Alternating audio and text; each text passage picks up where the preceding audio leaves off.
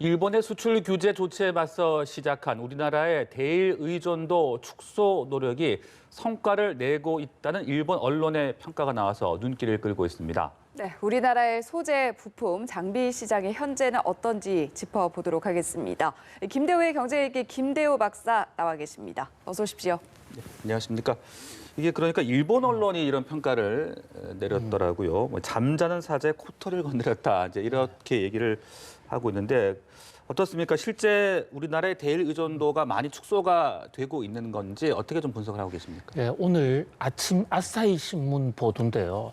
아사히 신문 8면, 그러니까 국제면을 자세히 보면 제목에 이제 우리나라 언론에서는 잠자는 사자의 코털을 건드렸다고 보도하고 있지만 사실은 원문은 잠자는 아기를 깨웠다. 네. 이렇게 보도가 되고 있어요. 뭐 그 뜻이라고 할 수도 있겠지만 뉘앙스는 조금 다릅니다. 무서운 사자기라기보다도 뭔가 그동안에 현실을 잘 몰랐던 한국이 일본에 예속되고 있다라는 그런 그 경제 예속 상태를 잘 몰랐던 한국을 깨워서 일본의 수출 규제가 일본 의존을 줄이자는 한국에 불을 지폈다 이런 거거든요. 네. 자, 그런데 이 기사가 일본의 상무부나 일본의 통산성이나 일본 경제기획청에서 나온 기사가 아니에요. 네. 한국에 나와 있는 특파원이 정확하게 특파원 이름이 카미야 타케시라는 기자인데요. 카미야 타케시라는 기자가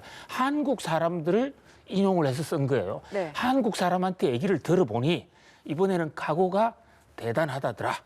또는 성윤모 장관, 우리 산업부 장관이죠. 성윤모 장관이 말하기를 한국은 상당 부분 이 소재 부품 산업에서 극복을 지금 하고 있다. 빠른 네. 속도로. 그러니까 구체적인 팩트에 관한 보도라기보다도 일본 언론이 볼 때 한국의 분위기를 전달한 것이다. 이렇게 볼 수가 있어요. 그리고 과거에는 수십 년 동안 노력을 해도 안 되던 게 이번에 한국은 결연한 자세로 일본의 이 의존을 벗어나기 위해서 노력하고 있다. 그러면서 구체적인 사례를 성윤모 장관을 인용을 해서 성윤모 장관이 올해 1월 2일 초에 공주에 있는 솔브레인이라는 중소업체를 네. 방문했거든요. 거기 이제 포토레지스트 국산화하는 회사인데 그런 회사 방문한 거. 그다음에 듀뽕이라는 미국의 회사를 우리가 유치해 와서 한국에서 소부장을 만들기로 하지 않았습니까? 네. 그런 내용을 지금 대서특필하고 있습니다. 네, 그러면 실제로 현실은 어떤지 좀 짚어보면 좋을 것 같은데 네. 일본 의존도가 비교적 컸던 소재나 부품 분야 지금 국산화 프로젝트가 좀 어느 정도로 진행이 되고 있고 성과를 내고 있는지 좀 짚어주시죠. 지금 일본이 한국에 대해서 수출 규제를 시작한 게 7월 2일부터입니다. 네. 그러니까 정확하게 약 한 6개월 정도 됐어요. 6개월 동안에 정말 그 환골탈태하는 그런 근본적인 변화가 있었다고는 좀 보기 어렵습니다. 네. 어쨌든 이 포토레지스트나 불화수소 쪽에서 국산화가 상당히 이루어졌다. 국산 소재, 부품, 장비가 좀 나오기 시작을 한 거예요. 그런데 통계를 보면, 무역 통계를 보면 작년 12월 달의 경우에 우리가 일본으로부터 불화수소 수입해 온 게 무려 139만 달러입니다. 이것은 그 이전에 비해서 10배 이상 늘어나는 것이거든요. 다시 일본으로부터의 불화수소 수입량이 대폭 지금 늘어나고 있어요. 네. 이게 왜 그러냐면 일본이 그동안 불화수소라든지 포트레지스트 수출을 규제해 오지 않았습니까? 그러다가 한국과 이제 문재인 대통령과 아베 총리가 만났고 또 우리가 군사 협력을 하기로 하면서 일본이 이 또 규제를 눈에 보이지 않게 좀 완화한 측면이 있어요. 그래서 현재 수출입 실적상으로는 한국의 이 자체적인 이 소재 부품 장비의 생산량이 크게 늘었다고는 아직도 성급 판단하기는 좀 이릅니다. 다만 생산 능력이 좀 확충이 됐어요. 네. 그런데 오늘 일본의 아사히 신문도 지적하고 있지만은 생산 능력은 확충됐지만 그것이 한국 기업의 반도체 만드는데 보편적으로 사용되고 있지는 않은 것 같아. 이렇게 평가하고 있거든요.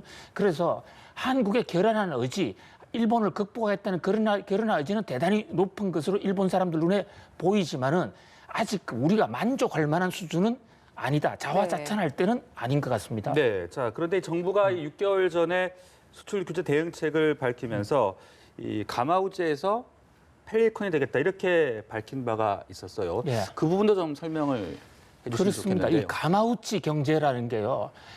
일본 사람들이 한국 경제를 비판하거나 한국 경제를 비하할 때 가장 많이 쓰는 용어가 가마우치 경제라는 겁니다. 이 가마우치란 새가 있어요. 원래 한국새입니다. 이 한국새는 이 물에서 어획, 그렇게 물고기를 정말 잘 사냥합니다. 네. 잘 사냥하는데 일본 어부들이 그 목 위에 끈을 막아 놓음으로 해서 사냥한 물고기를 일본 어부들이 중간에 가로 챙겨가는 거예요. 네. 대신에 일본 어부들은 그 가마우치에게 먹이를 조금 주면서 이래 보호하면서 키우면서 좋은 것은 일본이 다 빼가는 것이죠. 바로 한일 간의 경제 관계에서 한국이 반도체를 수출하고 전 세계적으로 엄청난 노력을 하지만 마치 가마우치 새처럼 그러나 핵심 부품, 소재 부품, 장비 쪽은 일본이 고가로 수출을 함으로써 다 빼가는 이런 경제를 상징하는 것이거든요. 그래서 일본이 우리를 상대로 이 소재 부품, 소재의 수출 규제를 하게 됐고요. 바로 그 대목을 우리가 지난해부터 본격적으로 우리는 더 이상 가마우치 경제를 하지 말자. 네. 그래서 우리는 펠리칸 경제로 가자. 이 펠리칸이라는 새는 가마우치 못지않게 사냥을 잘 합니다. 그런데 남한테 음식을 얻어먹지 않고 스스로 자기가 음식을 준비했다가 자식들한테 주고 자생을 하는 거거든요.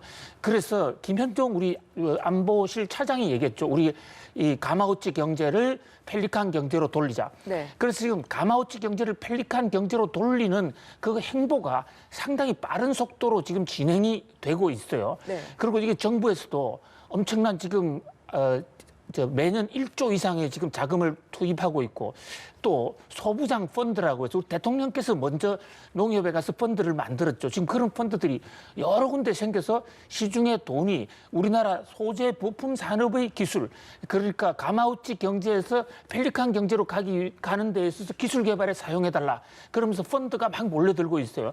그런 면에서 일본 아사히 신문 기자가 이 국제부 기자가 특파원이 보았듯이 네. 한국의 일본을 극복하려는 이 의지는 굉장히 높은 것으로 보입니다. 다만 현재까지 성과가 크게 가시적으로 나타난 것은 아니기 때문에 예. 조금 더 속도를 더 주막 가편을 할 필요가 있다고 봅니다. 네, 여러 노력 끝에 펠리컨 경제로 가는 속도에 좀 가속도가 붙었으면 좋겠다라는 바람이 들고요. 실제로 일본 업계에서 지금 한국은 여론에 호소하는 측면이 강하다. 실제로는 대기업이 양산 수준에서 사용해야 성공하고 향후를 전망하기 어렵다. 이런 반응도 나왔다고 하는데 이건 어떤 걸 의미한다고 지금요, 보십니까? 앵커님 말씀하신 그 대목이 제일 예. 가슴 아픈 대목인데요. 네.